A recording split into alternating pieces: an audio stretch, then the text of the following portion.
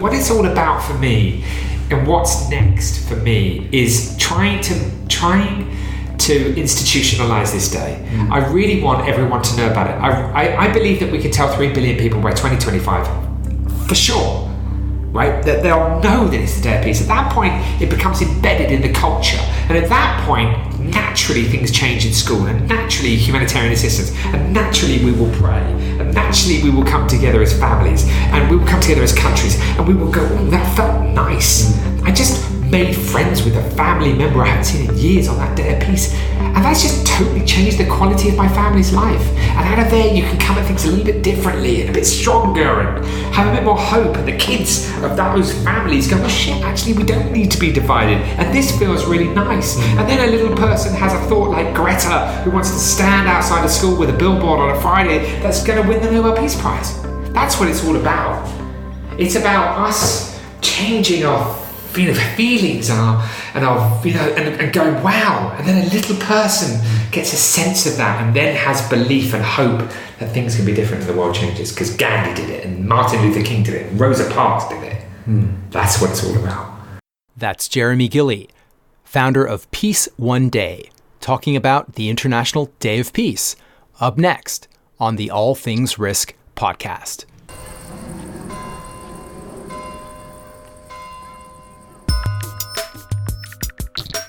Welcome back to the All Things Risk podcast. My name is Ben Catania. I am your host. This is my show in which we go long form with some of the world's most fascinating people to talk about risk and uncertainty across a variety of topics. My hope with these conversations is that we not only learn from the diversity of the people we have on the show, but that we also get better at embracing uncertainty. Before we get into the latest episode, a quick reminder that if you are looking to make what is an impossible decision, that might be a decision about your career, lifestyle, a relationship, a business decision, we want to help you. Our course, How to Make Impossible Decisions with Calm and Confidence, is coming, and you can enroll in a mini version for free. Check out the link in the show notes or go to all-things-risk.teachable.com and find out more. All right, let's get into our latest. And I want to start off with a question, and that is, do you think it's possible for humanity, for the world at large, to have peace, to not have violent conflict, wars, or even not to have violence in our homes and our schools or online via things like cyberbullying? Make a mental note of your answer, and as you think about it, you might have drawn on your hopes, but also your knowledge and experience of human behavior. You might be thinking about what's possible, or maybe you're slanted towards what's realistic. And of course, this is a show about risk and uncertainty after all. Okay, I want you to meet our guest for this episode, Jeremy Gilley. Jeremy is the founder of Peace One Day, a nonprofit organization whose objective it is to institutionalize the International Day of Peace, which is coming up soon, September the 21st. Jeremy is a documentary filmmaker and actor.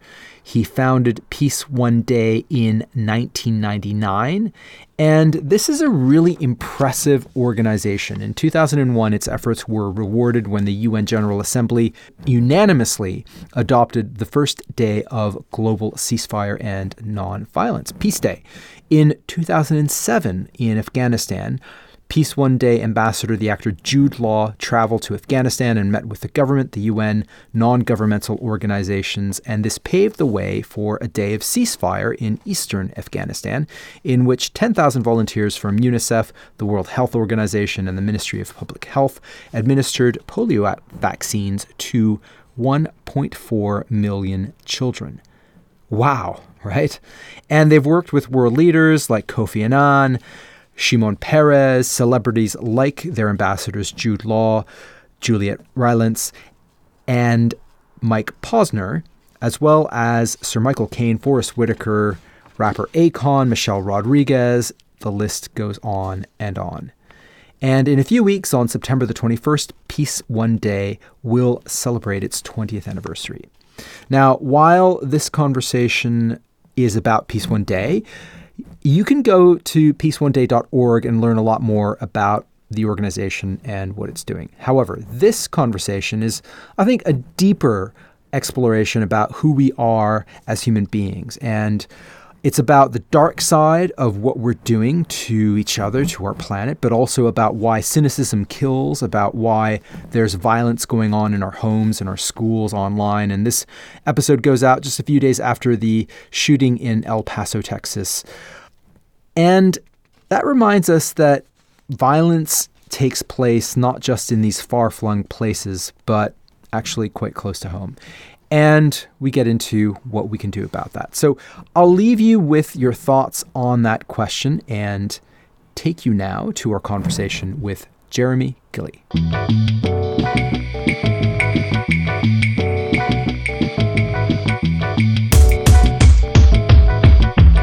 Welcome, Jeremy, to the All Things Risk podcast. How are you doing? Yeah, I'm doing good, man. Looking forward to this conversation. This is going to be fun. I want to talk about the origin story of Peace One Day, and where the idea originated and how it all started. If you take us back. Well, yeah, I mean, it's 20 years ago that we launched at Shakespeare's Globe Theatre. Where did the idea come from? Well, I mean, the idea came from, I was just thinking then about the fact that we're moments away from celebrating 20 years. So this 21st of September will be 20 years on the road. But the idea came from, I guess, like I'm a filmmaker, or certainly I'd been making films for about 4 years before I started the Peace One Day journey. And I'd been an actor before that for about 12, 13 years. I mean, I started work when I was 12 professionally in a show called Bugsy Malone. I played the lead character. I played Bugsy Malone in the West End. Bugsy Malone is interesting because he's a character that tries to make peace between Dandy Dan and Fat Sam. And anyways, and Bugsy Malone was my kind of freedom. He was really, like, playing that role allowed me to escape from school, and I wasn't happy at school. And I was, basically ridiculed at school, bullied at school. I hated it. I was in complete, total fear of being in those classrooms. I just hated it. This was here in the UK, yeah. Couldn't deal with it, and I didn't know what the hell was going on, and everyone else seemed to, and I didn't. Anyway, I was very small, also, kind of medically. I ended up started growing. Obviously, I'm pretty normal, but when I was young, I had the sort of a body of a 2.5-year-old at the age of 5, which is small. So that was a part of the reason why I was, people took the piss out of me. So I suppose, if I think about where all this stems from, I think about my early days, and I've always kind of wondered why people behave the way that they do. Children can be cruel, right? Or I think human beings can be cruel, basically. Can be cruel, I think children don't really know what they're doing. But, when you grow older and, people do know what they're doing. I've experienced darkness, in the most appalling way, in my life, not so long ago. You cannot trust human beings, for me, look at the mess we've created. Look at the way in which we destroy and treat each other and have completely ruined our earth, to the point of, human beings have very little time left. I think it's just tragic and horrible, and it saddens me greatly that actually this is what we've manifested and created, and that's just it. And human beings need to realise that we have failed in probably one of the greatest challenges we face, which is the protection of each other and the protection of our environment. And if we don't start accepting that and just kind of whistling along like everything's cool, then hello, get ready for some serious suffering. And so that's just life. That's how it is. But at the same time, so what do you do when you're faced with that? Well, what most people do is get on with life and ignore it. And hence the reason why we're in the situation we're in. Because actually, you can sort of sympathise with the situation that humans face. How do you really come to terms with the fact that that's the situation? That's that's difficult for people to come to terms with, hence the reason why we don't really approach the issue. We don't like to face our own darkness. Yeah, that's right. Because actually what's going on is just a mirror of our behaviour, so we don't want to see that really, so we shy away from it, or drink, or whatever it might be, or So that's the score, and for me, and but I do think, well, you know what, I'm not going to give up. Do you know what I mean? Like I was kind of fascinated by that. So you're asking me, where does all this come from? It comes from seeing what I've seen, and knowing what I know. And I've also happened to then travel for 130 more countries, and I've seen the result of people's behaviour. I wish I hadn't seen some of it. And it's going on today, and it will go on tomorrow, and it will go on next year, and it will just continue going on. And people know what's going on, whether they saw it or smelt it. That's another deal, isn't it? But sounding quite sort of downbeat really, this conversation, isn't it? But the truth is that in the darkness comes light, and I do have hope that we can change things, and I want to get up every day and do my absolute best. I want to lead better, I want to work harder, I want to be creative. If there is a part, if humanity is to survive, then I want to be part of that survival. And there are millions of people who will be a part of that, millions, if we are to survive. But I think we've got to get ready for some pretty serious changes. Society as we know it and the way in which we interact is going to change. It's seriously going to change, and it's not going to be very nice, because it's just, you just got to really get into the facts of displacement and heat rise and resources that are lower, and places that have gone underwater, and and large places, large masses of land where people are going to have to shift and move, where food doesn't grow anymore. We think it's bad at the moment in terms of people moving around. Just get ready. Against that backdrop, we have more tribalism, more parochialism, and that exacerbates the challenge, doesn't it? Yeah, it's getting worse, man, and it's going to get serious. It's always the other, our own little tribes, and the other side, the other people are, that's just the story of human conflict. Is we've got our group, and then you've got the others, right? Yeah, absolutely. I'm going to protect my land. I'm going to protect my house. I'm going to protect my kids. You know what I mean? If you try and take anything away, then we're behind you. You know what I mean? Get ready for the fight. So let's talk about this, the origins though of Peace One Day. So it's the idea of one day of peace, and but where did the idea? You're an actor, so where did the idea come from that Peace One Day? Where did that was it a moment that you remember that was like, oh, we need a day of peace? Was it what was it that because of those feelings that we've shared at the beginning of this session, which I'm sure all of us as humans can relate to at one time or another, right? What, those feelings? Yeah, listen, everyone's been pushed. Everyone's been pushed in a corner. Yeah. I mean, everyone. Yeah. There's not a person who hasn't had a hard time in life. And those who are really rich sitting on those big mega boats aren't happy, right? They're just, they're freaking out as well. Yeah. So there's no issue there. Everyone's struggling. No matter how rich or poor you are, everyone is finding it tough. For some of the reasons that we've discussed, because underlying it all is something that's wow. This is actually what we are. So the origins of the idea, right? So I'm thinking about those issues: humankind fundamentally evil, destruction of the world inevitable, should have for children, responsible thing to do, la-di-da, thinking about big stuff, going, right, okay, I've got to make a film about peace, got to go and see some people who can help me answer these questions. And I'm thinking, well, hang on a minute.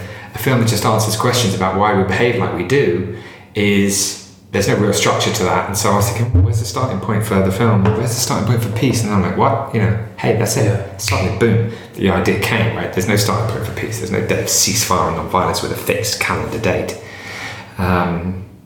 There's no day when we unite as one in a moment of intercultural cooperation, which the academics are saying is key to humanity's survival. There's no, there's no big family global moment. And why don't we have that? I mean, it seems logical. If we care so much about peace and sustainability, why wouldn't we unite around it? Separate from politics and religion, not more important than either of those things. But why wouldn't we do that? Anyway, there we are. When the idea came, and suddenly I was on the road, trying to create that day of ceasefire and non-violence with a fixed calendar date. That actually had been a day of peace before. Nobody knew about it. It had been created in 1982. It didn't have a fixed calendar date. It didn't ask anybody to stop fighting. It was, effectively it wasn't working. So, we basically rebuilt the foundations of that and went and got people to put that forward to the United Nations General Assembly, and suddenly the world had a day of peace with a fixed calendar date. That was their ceasefire and non-violence. So you can see it was kind of a creative process that led to the idea, right? And then, when I started, I had no idea that we would succeed. Frankly, I thought it was going to fail. There was no way I was going to be able to create a day of peace. I couldn't penetrate the heart of the international community and get the entire world to vote for an idea like that. I mean, that wasn't going to happen. That's how I thought about it. Yeah. But I was going to have a go, mainly because my cynicism thought to myself, well, nobody's going to listen to me. But still, that would make a profound statement about how unwilling people are to unite and come together, right? Anyway, what happened was the opposite to what I thought, which is why I suppose now, even when I know what I know about what's coming, it doesn't mean to say it can't change. Yeah. You know what I mean? And that, sometimes we think the inevitable is inevitable, but actually it's not. So the situation might be terrible and human beings' behaviour pretty disgusting.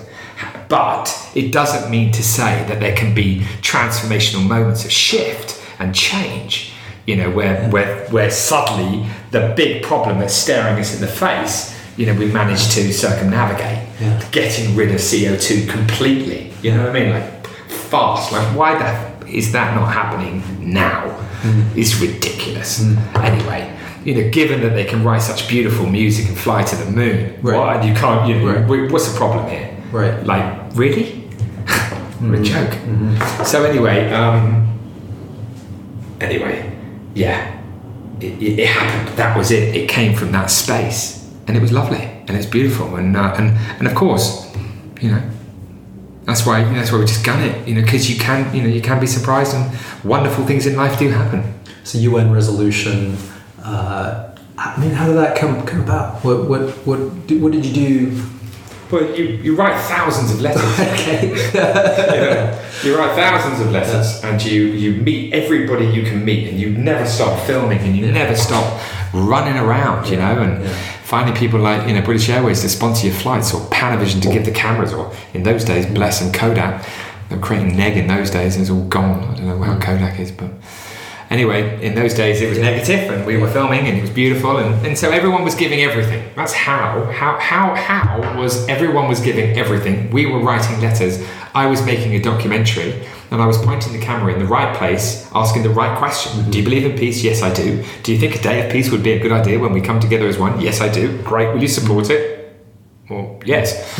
I've just, you got, you just, you know what I mean? So suddenly, it got momentum. It was obvious. It was just logical. I mean, you got an Earth Day, you got a Mother's Day, you got Valentine's Day. Well, wouldn't you have a peace day, right? I mean, or is peace not that important? But of course, peace is that important. And so, it was amazing. Look, the reason why something like this works is because lots of other people make it work. That's the truth of it. You know what I mean? Isn't it? Great things happen because lots of people get behind them. That's the beautiful thing, isn't it? That's a beautiful thing.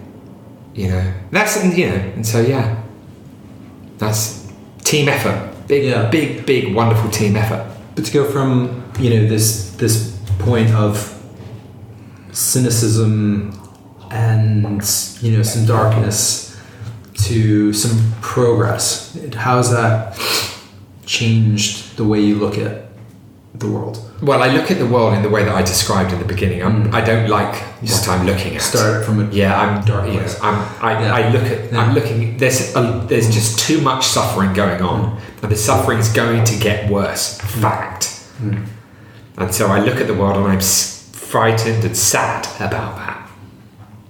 I just don't think I can't deny those feelings, right? I can't wrap it up and pretend everything's okay, because it's not okay.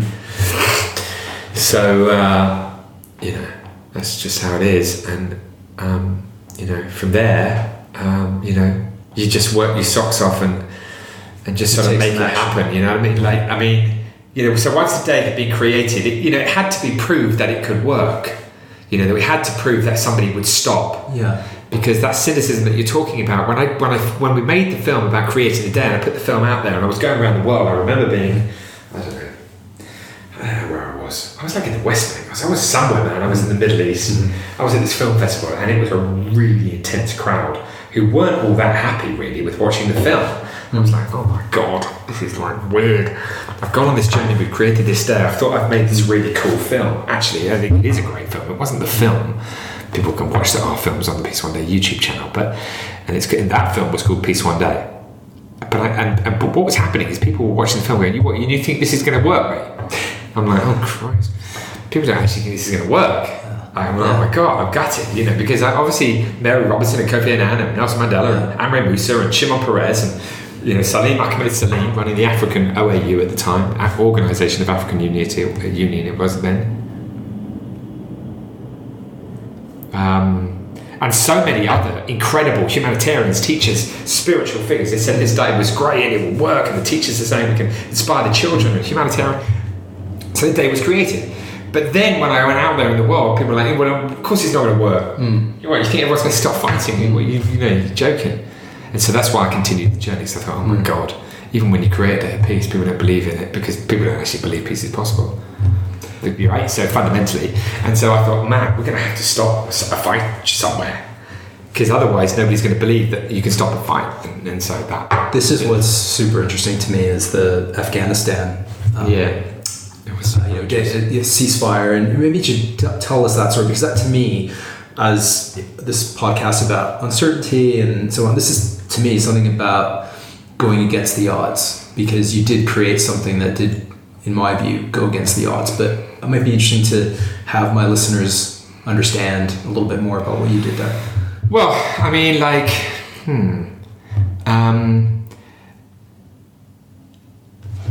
people thought that you couldn't stop the fighting in a complex place, right? Well, actually, most of the fighting anyway happens in our homes, communities, schools, and places of work, which is interesting for your listeners. Yeah, we'll get into that. That's where the real fighting is. About 95% of it, in fact. Only 5% of the fighting is going to happen in an area of conflict. I mean, the real war is the one that's all around us right now. And everywhere else in the world, not areas of conflict. What's going on in those areas is tragic, of course. So, but at that point, if you could stop the fighting, if you could stop a conflict, you could stop a conflict and manifest a ceasefire, well then suddenly the cynic would have nothing to say.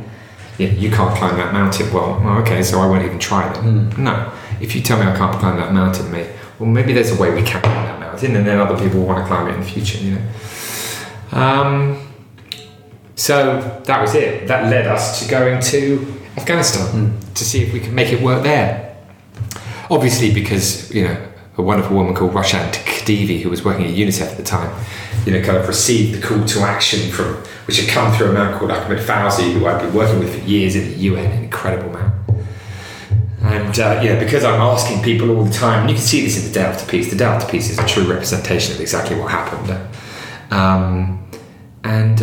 Suddenly, there was a break, and UNICEF and others were willing, and the UN system was willing to see if we could work. So we'd go there and we'd work with them and work with, UNAMA and other agencies and other individuals and civil society and the media, and meet with Karzai and meet with NATO and meet with ISAF and travel the country and, get into it. And just ask people, like, can you do this? Can you do this? Can you do this? Look, we can make this happen. Just trying to get them, everyone's excitement, belief that, this would be amazing. And eventually, it worked because everyone did believe it. And UNICEF were amazing, and so were WHO and other agencies and UNAMA. I mean, really courageous, wonderful people who really got behind it. And it happened. And it worked, and the fighting stopped, and 10,000 vaccinators were mobilised by UNICEF and WHO and others, And, as a consequence of that, 1.4 million children received the polio vaccination. And there was a 70% reduction of violence across the entire country. Unbelievable. Incredible. So, at that point, I'm like, wow, that's it, man. It's kind of done, you know what I mean? Like, that is awesome. And so, it was wonderful. And that's, of course, why, even though it's pretty serious, well, it's very serious out there, we still have to work together. Because you'd have to believe, you sort of want to believe that, okay, so we've created this mess, but we're pretty smart. They can do extraordinary things. So maybe they can turn this around, especially if we all as individuals get involved and don't expect these people who are running our countries at the moment, really, to resolve the issue. That is not the way to think. They are not going to resolve the issue. We have to stand up. Thank goodness the youngsters on a Friday are not going to school and standing up. Good God, go Greta, right? Look what's happening. It's the children who are waking up. Who are not waking up. They weren't asleep, but they're noticing it and really driving it. Fantastic. Of course, there are great people out there, but doesn't this massive shift in consciousness or this change doesn't seem to be coming from the top. We're not being guided by our world leaders to say things. It's a very my little patch, and I'm going to look after that patch. I'm not sure that our world leaders, you talk about mirror, maybe they mirror the wrong side of us. Maybe they do, man. Anyway, you guys worked with all kinds of organizations. The interesting things about even world leaders or heads of corporations or whatever the interesting thing about human beings is one-on-one, they're like really like into peace. Do you know what I mean? It's like a funny old thing that's going on. Greed is obviously fundamental to, what's going on. And understanding all of that. And I'm not somebody to understand all of that. I'm just an ordinary bloke with absolutely no qualifications whatsoever. Just like, running around and got my own thoughts and can see the obvious thing to do and want to have a go and, just because that's a nice thing to do in life, try. But go back to your Afghanistan story. So the Afghanistan was great, and it was great to make that film, and so there's been like sort of phases and chapters and like acts of a great book. The hero's journey. What a wonderful book that is. And it's kind of like it talks about good structure and sort of a narrative, a piece of work, a film, a play. 5 acts, 4 acts. Like Peace One Day's been a bit like that in the 20 years. Thinking about the idea and being concerned about the problem, kind of second act, okay, this could be the solution, can we do it? And kind of third act, we do it, but actually there's a greater problem and it's stopping the fighting in Afghanistan. And now it's like, and then you find out that suddenly actually not all the fighting's in an area of conflict, so you have to kind of go, actually we've got to go to the masses. And then you get into the institutionalisation process, which is the phase we're in now. There's only a few phases that we've gone through, but we are in the phase now of institutionalising the day, because I know now that actually most of the conflict is in our homes, communities, schools and places of work. That's where it's at. In the cyber world, it's an area of conflict. It didn't even exist when I started. Facebook didn't exist when I started. Talk about what that looks like. We got cyberbullying going on. You've got all kinds of. You've got terrible hatred in the cyber world, just like you see it everywhere else, right? In the school, in the home, the community. So basically, we've got a scenario where hatred and bullying and racism and hate speech and horrible, frightening, terrible imagery, etc., is banging around in that space, and it's like at the fingertips of anyone. My 8-year-old, I don't want her to see this stuff and be a part of that, man. I'm freaked out by that space. But also, actually, people, at least when I was, lots of people have been bullied, right? So I'm not going to get into some victim role or anything. At least before this space, bullying stopped when he left school or when he walked out of the house or wherever it was, right? You also now it doesn't stop. Who the bullies were. Now it's 24/7. So look, the cyber world and technology is an amazing thing, and it's going to be a fundamental part in humanity's survival. I do understand that. and I'm incredibly excited by technology and what it can do. Of course, we all are. I am. I'm like, wow, how can we utilise all of this amazing stuff to good? But there's just a dark side to it, as we know, and it's the cyber world is creating a lot of frightening stuff, frightening people, frightening thoughts, and we need to look at that. So on the 21st of September, we're going to treat it like an area of conflict, which it is, and try and decrease negativity and increase positivity on the 21st of September. Hashtag cyber non-violence. Peace One Day on the website. You can find information about it. People can see it on our social media. But all you've got to do is use your phone in a really constructive way. Love, respect, forgiveness. You know what I mean? Use the tool really constructively. Because we're searching and watching everything, right? I mean, in terms of search terms, trends, words. I mean, we've got amazing technicians. Like the great players in terms of what can really dive into that world and see if there's a change. Measure a month before, 3 weeks, 2 weeks, 1 day. 1 day after, 1 week, 2 weeks, 3 weeks, 4 weeks, right? Measure like mad, and we can watch that Saturday. We can find out, we can measure. So in the same way you can measure a decrease in violence in Afghanistan by 70%, because of all sorts of incredible technology, we can measure if we can decrease negativity in the cyber world on that day. And the answer is we can, especially if anybody listening to your podcast, I don't know when it's going out, but when everybody listens, I mean, looking at whether it's this year or next year, please just get involved, man. Get involved. Use the hashtag, hashtag cyber non-violence. One of the things I was thinking about when I was preparing for this is, what does a day do, right? It's a day, right? So what about the other 364 days? But then I was thinking about, well, actually, a day raises awareness. So you think about it a little bit more. And I was thinking about, when if I read if I put a post on social media, the other day I did, actually, that was kind of not negative, was complaining about something, right? It does something to you.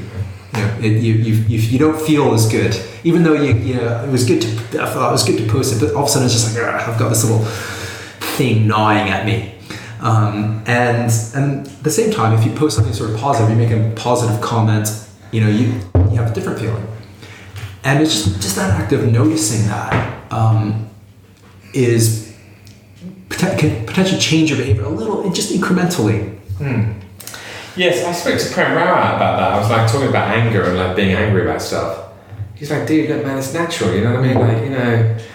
You can't just be happy. Yeah. That's just ridiculous, John. But you can feed it.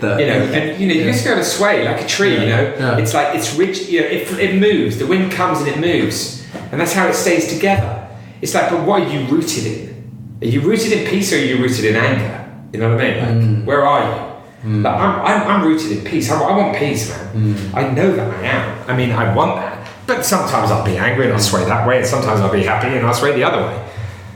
But it's just, what are the roots of that? So you can post one day and be whatever. I don't like the way I was treated, and then the next day you're like, hey, I love the way everyone's treated, or whatever it is, right? I mean, but anyway, I just wanted to say that back to you because I was speaking to Prem, going, hey man, I'm a bit embarrassed about being so angry about everything. It's like, come on, man, let it out. Just don't worry about it. I mean, look, of course, if that anger was destructive towards another person or something, then that's not appropriate. Right, but it wasn't. But you get wound up about things, don't you? And I think it's we just have to check. But if you're always looking for that sort of so if you get a little bit of a kick out of the anger, and then you start, you can change your behavior just a little bit, or it can change someone else's behavior. So, yes, and also to think that the idea that I would be any different to the people who have created the mess that we live in. What would that be about? What, am I different? No, I'm one of these human beings. So I drive a car. It pollutes. It pollutes. Sometimes I don't. You know what I mean? It's just a funny old thing. I guess because it's also beautiful, isn't it? You look at the mountains and the sky, and you look at humans and listen to music, and you read the poetry, and you just look at the architecture, and you're like, wow. Look at these beautiful things we can do. And I'm like, oh man, why are we going to let everyone just to sort of, it's just funny.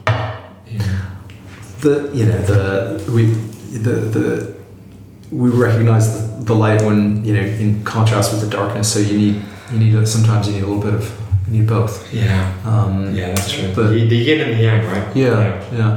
I want to shift gears a little bit and talk about the power of celebrity. You work with loads of fantastic celebrities, and just I don't know if I should say this, but you were talking about Sting just now, and whether it's Jude Law or other major celebrities, and these people have got large followings, and I think it's wonderful that they're able to use that. And what do you is it just about people, or is it how can? Well, I think it's like anything. I mean, I haven't looked at all of the different people that you've interviewed, but I would imagine that the people that you've got on this podcast are like people who have done some stuff, or written something, or sang something, or whatever it was, right? And you have to do that because you know that if you can go to those people, then they might have some followings and they've got some numbers associated with them, and that helps your podcast. And if you can build your podcast into something that lots of people listen to, then it can look after you, and you don't have to work for someone else. I mean, look. That's the way things roll, isn't it? Yeah. Isn't it? Right? We do know that, and we understand that. And I think that like that, the scenario for a successful campaign, there are 4 pillars to a good campaign, and if you haven't got one of them, it won't work. I think, but it's just me. So what are those 4? One of them is you've got to have a really good idea. The second is you've got to have a load of people who believe in it and a constituency. The third is you've got to have money to fuel it. And the third is you've got to be able to tell the people about it. You cannot tell people about something if you haven't got major players behind you telling them. Fact. The press aren't interested in the story about peace.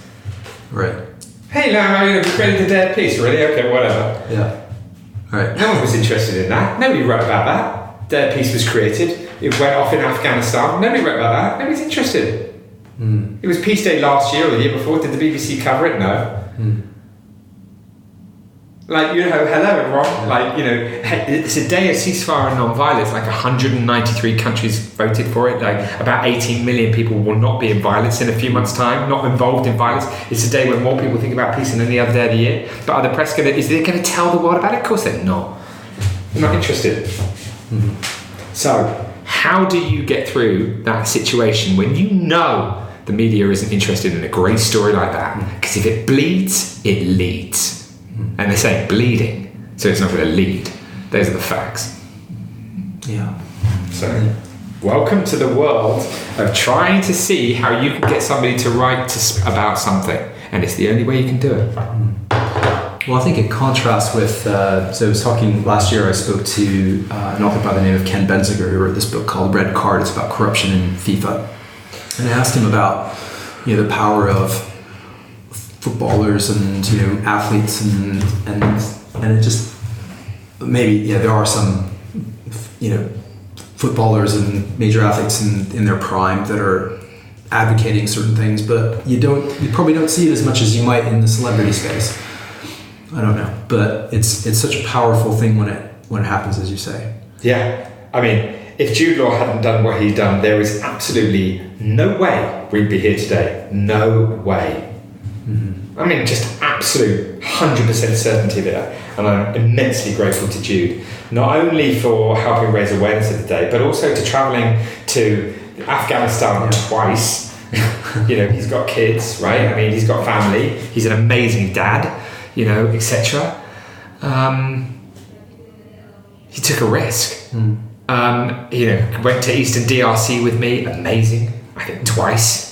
I mean, like, wow. So these people, Jude's not going to just walk along and go, hey, I'll stand on this pedestal and look cool in central London. He's not doing that at all.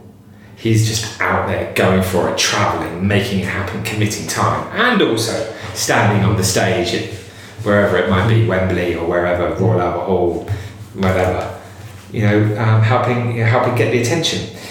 And if it wasn't for him, there would be no attention. Yeah. Those are just the facts.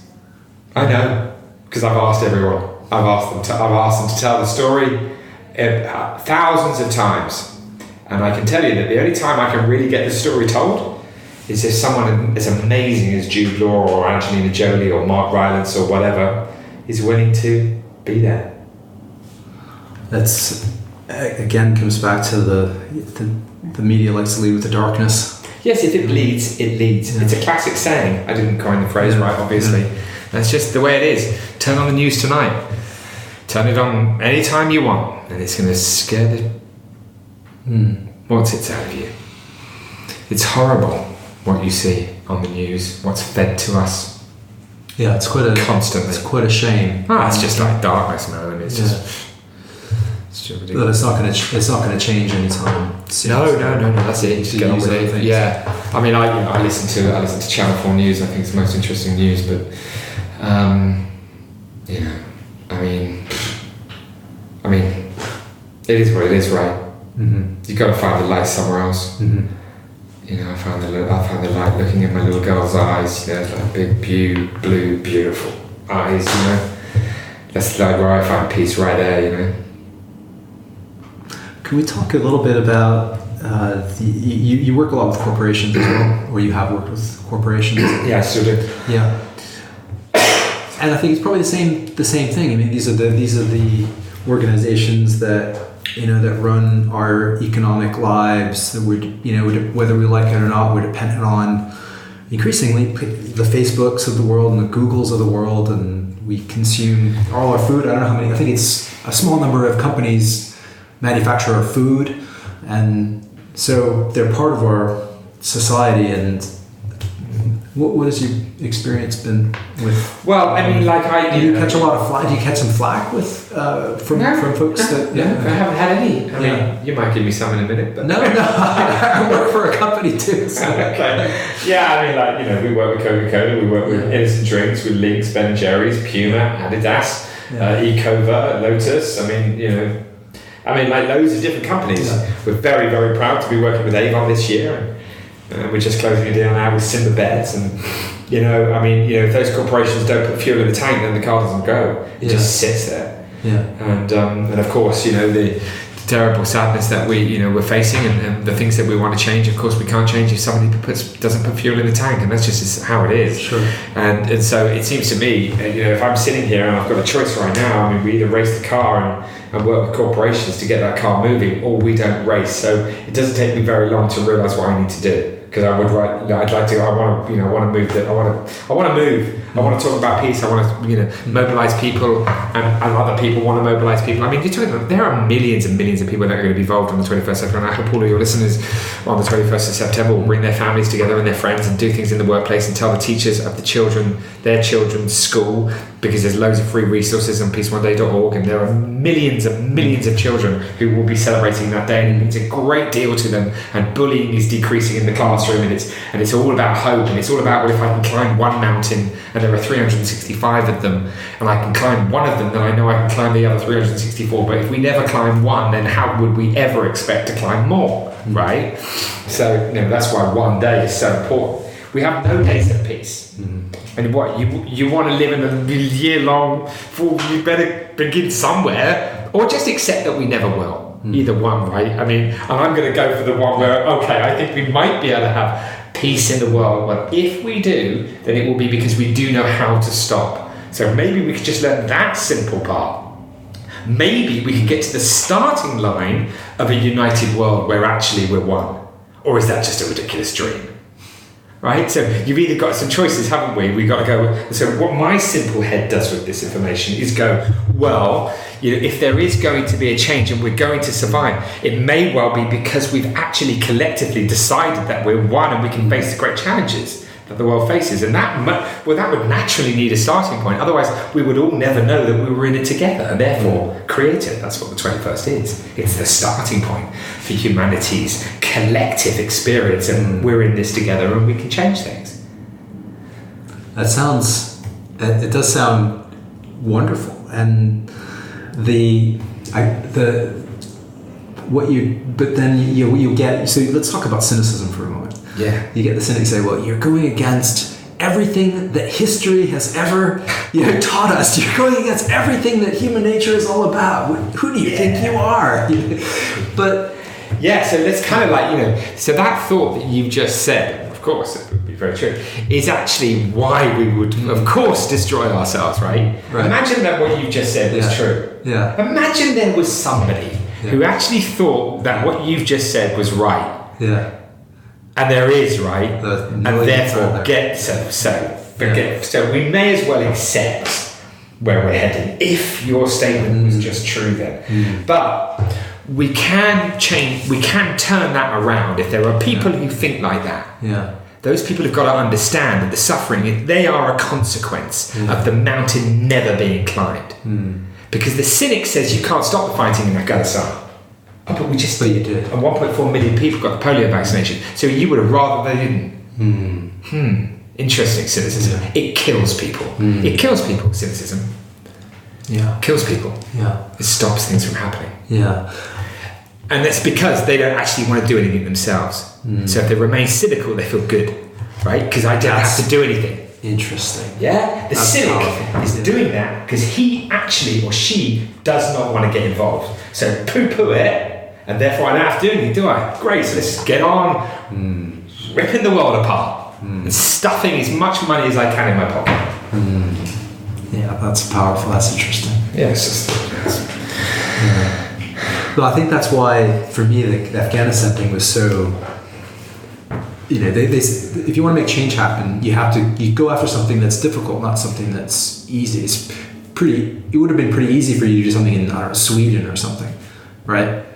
But pick Goma, pick Afghanistan, pick these places, because then it's, as you say, the cynics will just say, "Oh, we just did." If you walked up to somebody and say, "What if who didn't know anything about you," and say, "What if we go to Afghanistan and we'll have a day of peace and Taliban, there's no fighting and blah blah blah, and then we'll vaccinate 1.4 million or something along those lines," and the cynic might say, "You can't do that." Well, we did. Yeah. That's how you make change happen, isn't it? Yeah, you do. So you make change happen. Yeah, definitely. I mean, thank God. And that's why look. I don't know, mate. I'm still trying to make sense of everything. Yeah. I mean, I really am freaked out by everything. What are you freaked out about? Listen, man. I mean, it's just too much to go into, isn't it? But there's just so much behaviour that I'm just like, wow. I just actually don't understand all of this. So I'm just going to just gun it, just do the best I can. So what's the next thing? What's the next? Well, you've got 20th anniversary coming up. Yeah, we've got 20th anniversary coming up, which I'm immensely excited. I really hope that people, visit peaceoneday.org and please go to our social media, follow our social media. It helps massively. The numbers are everything. But more importantly, what we've got coming up is in a few months' time. We want to see people all over the world bringing their families together. I mean, that's what a wonderful thing, right? I mean, just right there. If you know there's a day of peace, just bring the family together. There might be some, a son you're not talking to, or a father you're not talking to, or a mum, or whatever, or a sister you haven't seen for a while, or whatever it might be. In families, there's all sorts of strange things that go on. We get it. Families, it's just like a mirror of the wider world, and the whole thing's all interrelated, isn't it? So we've got this opportunity as individuals to really come into a real massive difference in the world of peace. And the amazing thing is that just starts with you and the family, right? It's beautiful. So I think everyone's just, do what you can do. That's what's coming up. That's what I want to say. Okay, in terms of what we're doing to mobilise, the hashtag Silent on Violence campaign is very important. The 20-year celebration is very important. People will be able to watch that celebration, which is going to have an amazing panel on domestic abuse in the morning, and then we're going to, then we're doing a panel on cyber non-violence, and then we're doing this amazing thing with some of the most important actors in the world, and then we're doing an incredible celebration in the evening with films and speeches and la-di-da-di-da, and loads of social media. And I think we'll probably see the greatest observance on this day, that we've ever seen this year, for sure. And we're going to measure in a more calculated and more analytical, kind of intellectual, kind of techie way that we've ever done. Look at those words. I don't even. They don't really all go together. But anyway, you know what I'm saying. But we're really getting into the measurement of the 21st September. So is that, for example, going on to social media and just say, well, let's look at, because you can do this sort of negative posts versus positive posts versus the incidents of cyberbullying or whatever. Is that kind of thing? Or, yeah, I mean, listen, that's decreasing negativity and it's increasing positivity on the Twitter. Look, I mean, because of what we've said about human beings' behaviour, we've got to somehow, where does this begin? And it can start with a simple act. A long journey starts with one step, doesn't it? And peace can start with one day. And if you build a house, it starts with one brick, right? So I just really hope what it's all about for me and what's next for me is trying to institutionalise this day. I really want everyone to know about it. I believe that we can tell 3 billion people by 2025, for sure. Right? That they'll know that it's the Day of Peace. At that point, it becomes embedded in the culture. And at that point, naturally things change in school, and naturally humanitarian assistance, and naturally we will pray, and naturally we will come together as families, and we will come together as countries, and we will go, oh, that felt nice. I just made friends with a family member I hadn't seen in years on that Day of Peace. And that's just totally changed the quality of my family's life. And out of there, you can come at things a little bit differently and a bit stronger and have a bit more hope. And the kids of those families go, oh shit, actually, we don't need to be divided. And this feels really nice. And then a little person has a thought like Greta, who wants to stand outside of school with a billboard on a Friday that's going to win the Nobel Peace Prize. That's what it's all about. It's about us changing our feelings and going wow, and then a little person gets a sense of that and then has belief and hope that things can be different and the world changes, because Gandhi did it and Martin Luther King did it and Rosa Parks did it. That's what it's all about. Yeah, sounds beautiful. For my listeners who are really inspired by this, I'm sure there are. How can they get involved, and what can they do? And well, listen, your listeners. Look, we're running a load of accounts. Peace One Day, the International Day of Peace, Peace Day accounts, Jeremy Gilley accounts, all sorts of social media. Go to the website, go to the Peace One Day YouTube channel, find out information. If you've got a young person, tell the teacher of the school that your children go to. There's free resources. The kids love it and have an amazing day. If you work for a business, tell the company, let's all just get together, mobilise, moment of transformation and purpose within the company, and let's unite and talk about our collective, opportunity as an organisation, as a company. With the family, go to church, pray, do things you love on the day, pull people together, use your social media, be positive with it, on the day, etc., etc., etc. So much people can do. And given I need another fueler tank, if there's a Mr. Gates out there listening, listen to this podcast, Bill Gates, fill our tank up with fuel, because I'm. But is that one of the? It's biggest, a joke, but it would be amazing if you did that. Is that one of the obstacles? The greatest challenge for me for every single day is keeping fuel in the car. Right. Absolutely every single day. Yeah. I can imagine, but again, if a billionaire is listening to this, yes, come and see us. Get in touch with send a check with Jeremy. Before we wrap up, what if you could talk to Jeremy of 25 years ago? What would you tell him about this journey? I'd say, oh mate, get ready. It's going to be pretty intense, not very nice. Okay. The truth of it is, life is not easy, right? And things are going to come at you which you don't expect, even when they're, close. Yeah. And get ready, right? That's what I'd say to myself, because mate, what a journey, man. Some people's behaviour is so intense. Really. So anyway, get ready. That's what I'd say to myself. But at the same time, you have to be very grateful. I'm lucky enough, and I'm seriously very grateful that I can get up off this chair in a minute and walk to the door. I had a nice salad at lunchtime. I'm really grateful for that. I wasn't in that moment, but I am now. And since you said what you said, we're very, very, very lucky, right? And so, since I have the good fortune of heat and a home, I'm going to be responsible. And is that what you do to kind of take care of yourself? Because people that do, all of us, but certainly if you do this sort of thing, you can, you're trying to change the world, and it's very difficult to not burn out, I would have thought. Yeah. What do you do to not burn out? Well, it's a good question. Don't know. I don't know. What do you do? eat salad at lunchtime. Have a go training. I don't know. Be grateful. Yeah, be grateful. I mean, look, it's a tricky thing dealing with the tough stuff in life. Because you have to take care of yourself, and without doing that, if you don't do that, then it's hard for you to. You do have to take care of yourself. Listen, I've burnt out a couple of times. Twice I've ended up in hospital on a journey, just freaked out. Your immune system completely down, and started driving. Wow. Yeah.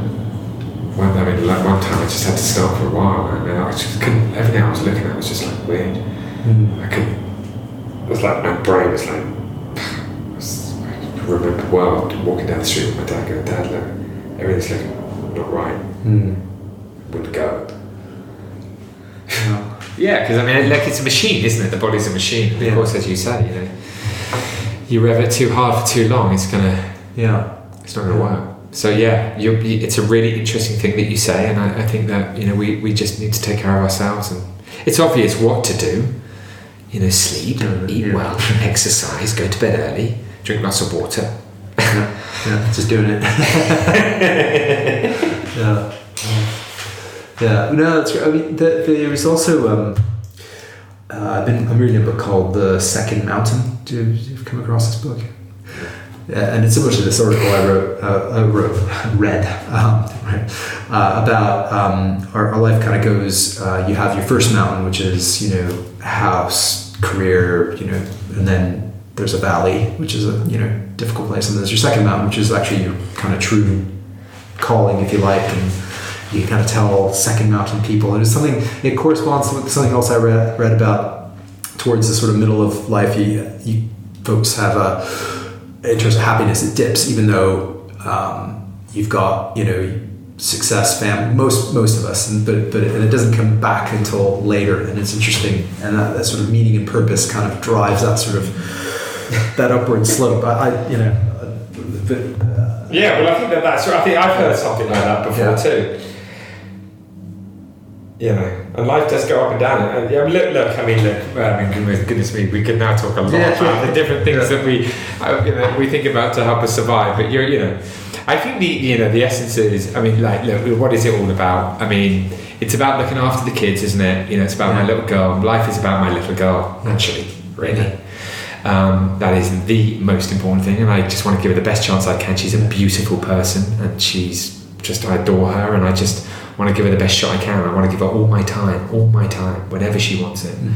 And that's what life is about. And at the same, so secondary to that, I'm going to use the time that I have to be as constructive as possible in relation to the manifestation of a more peaceful and sustainable world. And that's it. That's it. That's going to be my life. It is my life. It will be until I die. There will be nothing else. And I think if you can find happiness along the way, you've done well.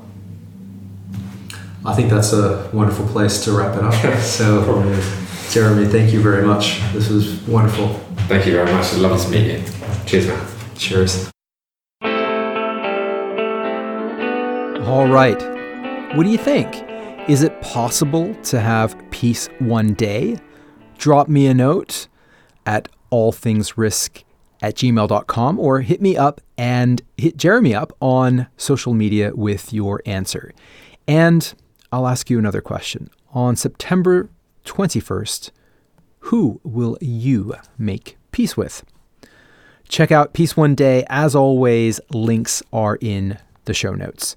And as mentioned, if you have a major decision to make or want to improve your decision making, our course, How to Make Impossible Decisions with Calm and Confidence, is coming soon.